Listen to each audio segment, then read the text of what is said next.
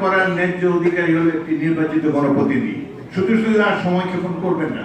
এই কয় মাসেই বোঝা গেছে আপনাদের দৌড় কতটুকু। বিএনপি এখনই নির্বাচন চাই, আর এই দাবি করেছেন বিএনপির স্থায়ী কমিটির সদস্য মেজর অব হাফিজ উদ্দিন আহমেদ। তিনি একেবারে স্পষ্ট ভাষায় বলেছেন, নির্বাচন অবিলম্বে হতে হবে।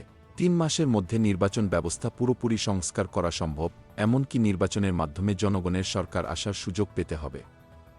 ৭১ সালের মুক্তিযুদ্ধে আমরা যুদ্ধ করেছিলাম, কারণ তখন নির্বাচিত সরকার ছিল না। কিন্তু এখন কেন আবার সেই অবস্থা তৈরি হবে? কেন জনগণের সরকার নয়? মেজর হাফিজ আরও বলেন, আমরা কোনো অন্যায় দাবি করছি না, শুধু সুষ্ঠু নির্বাচন চাই। তিনি বলেন, বিএনপিকে ক্ষমতায় বসানোর কথা বলেননি, বরং রাজনৈতিক দলগুলোকে স্বাধীনভাবে কাজ করার সুযোগ দিতে হবে। যদি রাজনীতি করতে চান, তবে সরকার থেকে বেরিয়ে নিজস্ব রাজনৈতিক দল গড়ুন। তিনি জানান, ৬ মাসেই বুঝে গেছে সরকারের গতিপথ, এখন আর সময় নষ্ট করা চলবে না। সবাইকে এক হয়ে কাজ করতে আহ্বান জানিয়ে বলেন, রাজনৈতিক দলগুলোর মধ্যে ঐক্য থাকা জরুরি, যাতে গণতন্ত্র পূর্ণভাবে প্রতিষ্ঠিত হতে পারে।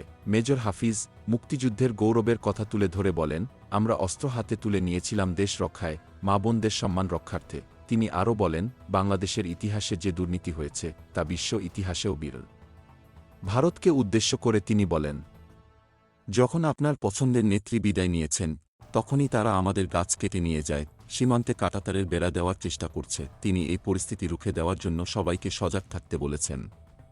তার কথায়, ৭১ সালে আমরা যুদ্ধ করেছি, দেশ স্বাধীন করেছি, তাই ভারতের ভুলে যাবেন না।